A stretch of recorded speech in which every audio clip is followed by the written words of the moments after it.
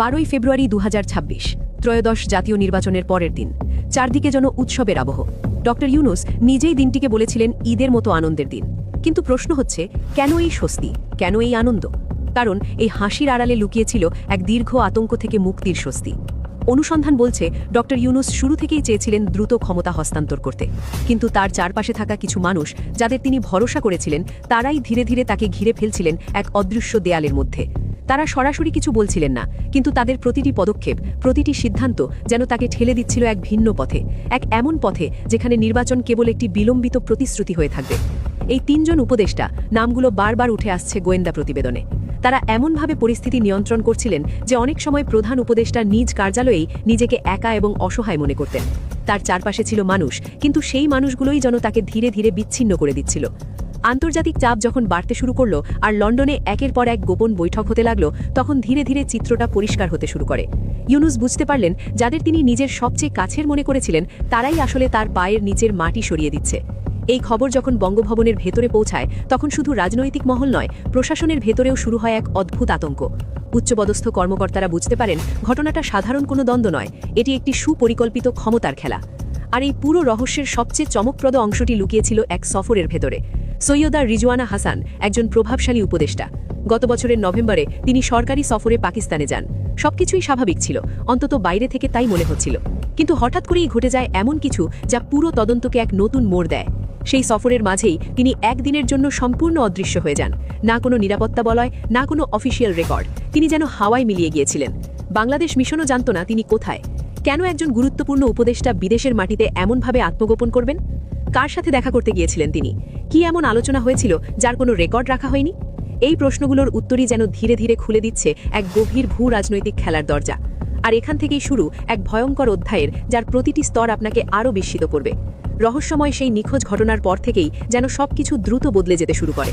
বাইরে থেকে সবকিছু স্বাভাবিক মনে হলেও ভেতরে ভেতরে জমতে থাকে এক অদৃশ্য উত্তেজনা। রাজনৈতিক দলগুলো, বিশেষ করে বিএনপি, যখনই নির্বাচনের দাবি জোরালো করতে শুরু করল, ঠিক তখনই যেন দেশে হঠাৎ করে ছড়িয়ে পড়তে লাগলো অজানা আতঙ্ক। একটি প্রশ্ন বারবার সামনে আসছে, এই সব কি কাকতালীয়, নাকি এর পেছনে ছিল সুপরিকল্পিত কোনো স্ক্রিপ্ট? দেশ জুড়ে হঠাৎ করে শুরু হলো তথাকথিত মব সন্ত্রাস। কোথাও হঠাৎ বিক্ষোভ, কোথাও ভাঙচুর, আবার কোথাও আগুন।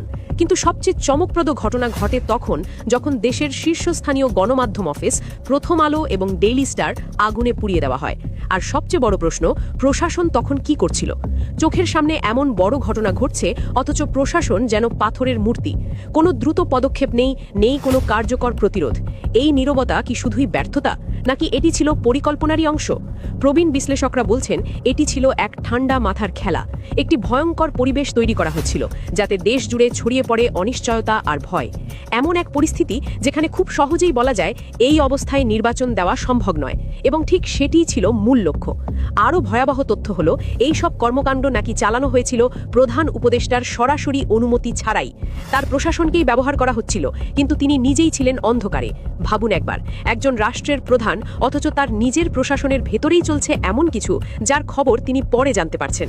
সংবাদপত্রে আগুন লাগানোর ঘটনা তিনি জানতে পারেন অনেক দেরিতে। ততক্ষণ পর্যন্ত সবকিছু অনেক দূর এগিয়ে গেছে। এটি শুধু হামলা ছিল না, এটি ছিল গণতন্ত্রের কণ্ঠরোধের এক নিখুঁত প্রচেষ্টা। এই পর্যায়ে এসে পুরো খেলাটি আরও জটিল হয়ে ওঠে, কারণ সামনে আসে আরেকটি নাম, আইন উপদেষ্টা আসিফ নজরুল। গোয়েন্দা প্রতিবেদনে তাকে বর্ণনা করা হচ্ছে এক পিচ্ছিল চরিত্র হিসেবে। তিনি যেন একই সাথে দুই দিকেই খেলছিলেন। একদিকে প্রধান উপদেষ্টার আস্থাভাজন হিসেবে নিজেকে উপস্থাপন করছেন, অন্যদিকে গোপনে যোগাযোগ রাখছেন সেই তিন প্রভাবশালী উপদেষ্টার সাথে। ঢাকা বিশ্ববিদ্যালয়ের এই শিক্ষক, যিনি একসময় জনমনে আস্থার প্রতীক ছিলেন, তিনি সংকটের সময় নিজেকে এমনভাবে আড়াল করে ফেলেছিলেন যেন কোনো পক্ষের সাথেই তার সরাসরি বিরোধ নেই। তিনি ছিলেন না সামনে, আবার পুরোপুরি পেছনেও না। এই ধূসর অবস্থানই ষড়যন্ত্রকারীদের জন্য হয়ে উঠেছিল সবচেয়ে বড় সুবিধা। কারণ এমন একজন মানুষ, যিনি দুই পক্ষের সাথেই যোগাযোগ রাখতে পারেন, তিনি হয়ে উঠতে পারেন সবচেয়ে কার্যকর সেতুবন্ধন। আর ঠিক সেটিই ঘটছিল। তার এই দোদুল্যমান ভূমিকা ধীরে ধীরে শক্তিশালী করে তুলছিল পুরো সিন্ডিকেটকে। একসময় যিনি ছিলেন জনপ্রিয়, তিনি শেষ পর্যন্ত এমন এক অবস্থানে পৌঁছান যেখানে জনগণের আস্থাই প্রশ্নবিদ্ধ হয়ে যায়। কিন্তু এখানেই শেষ নয়। এই ষড়যন্ত্র কেবল রাজপথ বা গণমাধ্যমেই সীমাবদ্ধ ছিল না, এর শেকড় ছড়িয়ে পড়েছিল দেশের সবচেয়ে গুরুত্বপূর্ণ খাতগুলোতে, বিদ্যুৎ এবং শিল্পে। ফাউজুল কদির খান এবং আদিলুর রহমান খান এই দুই নাম তখন আরও বেশি করে সামনে আসতে শুরু করে। গোয়েন্দা সূত্র বলছে তারা এমন কিছু দীর্ঘমেয়াদী আন্তর্জাতিক চুক্তির দিকে এগোচ্ছিলেন যা একটি অন্তর্বর্তী সরকারের ক্ষমতার সীমার বাইরে। প্রশ্ন উঠছে, নির্বাচনের ঠিক আগ মুহূর্তে কেন এত বড় সিদ্ধান্ত নেওয়ার তাড়া, কেন এই তাড়াহুড়া? অন্যদিকে আন্তর্জাতিক মহলে লবিং শুরু হয় এক নতুন কৌশলে। বলা হতে থাকে দেশ এখনও নির্বাচনের জন্য প্রস্তুত নয়। অর্থনৈতিক সংকটের ভয় দেখানো হয়, বলা হয় নির্বাচন হলে দাতা সংস্থাগুলো মুখ ফিরিয়ে নিতে পারে। এটি ছিল এক ভয়ঙ্কর কৌশল, ভোটের অধিকারকে অর্থনৈতিক অজুহাতে আটকে দেওয়া। এবং এখানেই থেমে থাকেনি তারা। রাষ্ট্রীয় অর্থ ব্যবহার করে চালানো হচ্ছিল একটি বিশাল ডিজিটাল অপারেশন, একটি আইটি সেল যার কাজ ছিল নির্বাচনের পক্ষে কথা বলা ব্যক্তিদের ব্যক্তিগতভাবে আক্রমণ করা, তাদের বিশ্বাসযোগ্যতা নষ্ট করা। সোশ্যাল মিডিয়ায় তৈরি করা হচ্ছিল বিভ্রান্তিকর তথ্য, সাজানো হচ্ছিল জনমত জরিপ যা আসলে ছিল পুরোপুরি নিয়ন্ত্রিত। ড্রয়িং রুমে বসে তৈরি হচ্ছিল এমন এক বাস্তবতা যা বাস্তব ছিল না, কিন্তু মানুষকে বিশ্বাস করানো হচ্ছিল সেটি সত্য। বিদেশি দূতাবাসগুলোতেও চলছিল একই খেলা। সেখানে বোঝানো হচ্ছিল নির্বাচন হলে একটি নির্দিষ্ট রাজনৈতিক শক্তি ক্ষমতায় আসবে যা নাকি দেশের স্থিতিশীলতার জন্য হুমকি। সব মিলিয়ে এটি ছিল শুধু একটি রাজনৈতিক ষড়যন্ত্র নয়, এটি ছিল বাস্তবতাকে বদলে দেওয়ার এক সুপরিকল্পিত চেষ্টা। আর এই পুরো খেলাটির গভীরে ঢুকলে যে চিত্রটি সামনে আসে তা আরও ভয়াবহ। যখন ঘটনাগুলো একসাথে জোড়া লাগানো শুরু হলো, তখন যে চিত্রটি সামনে এলো তা কেবল উদ্বেগজনক নয়, ছিল রীতিমতো শিউরে ওঠার মতো। কারণ এটি আর বিচ্ছিন্ন কিছু ঘটনা ছিল না, এটি ছিল একটি পূর্ণাঙ্গ পরিকল্পনা, যেখানে লক্ষ্য ছিল রাষ্ট্রের ভেতর আরেকটি অদৃশ্য রাষ্ট্র গড়ে তোলা। এই সিন্ডিকেট কেবল সিদ্ধান্ত নেওয়ার জায়গাগুলো দখল করেই থেমে থাকেনি। তারা ধীরে ধীরে প্রশাসনের প্রতিটি স্তরে এমন লোক বসাতে শুরু করে যারা আনুষ্ঠানিকভাবে সরকারের অংশ হলেও বাস্তবে নির্দেশ নিত এই অদৃশ্য শক্তির কাছ থেকে। ফলে তৈরি হচ্ছিল এক ভয়ঙ্কর দ্বৈত কাঠামো, একদিকে দৃশ্যমান সরকার, অন্যদিকে ছায়ার আড়ালে পরিচালিত আরেকটি নিয়ন্ত্রণ ব্যবস্থা। এটাই ছিল তাদের সবচেয়ে বড় খেলা। শুধু প্রশাসন নয়, তথ্যকেও তারা নিয়ন্ত্রণ করতে চেয়েছিল। শ্বেতপত্র প্রকাশের নামে শুরু হয় আরেকটি সূক্ষ্ম অপারেশন। বাইরে থেকে মনে হচ্ছিল এটি হবে অতীতের দুর্নীতি আর লুটপাটের হিসাব তুলে ধরার একটি উদ্যোগ, কিন্তু অনুসন্ধানে উঠে আসে ভিন্ন ছবি।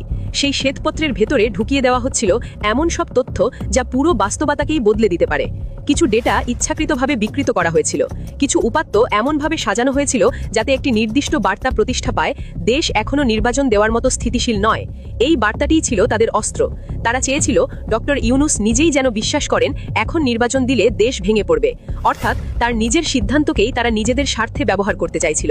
এখানেই শেষ নয়, তাদের পরিকল্পনার একটি বড় অংশ ছিল আন্তর্জাতিক অঙ্গনকে প্রভাবিত করা। সরকারি অর্থ ব্যবহার করে বিদেশে লবিস্ট নিয়োগের অভিযোগও উঠে আসে। লক্ষ্য ছিল স্পষ্ট, ওয়াশিংটন এবং ব্রাসেলসের নীতি নির্ধারকদের বোঝানো যে বাংলাদেশের রাজনৈতিক দলগুলো এখনও প্রস্তুত নয়। তাদের ভাষায় এই সরকারকেই আরও 5 থেকে 10 বছর থাকতে হবে।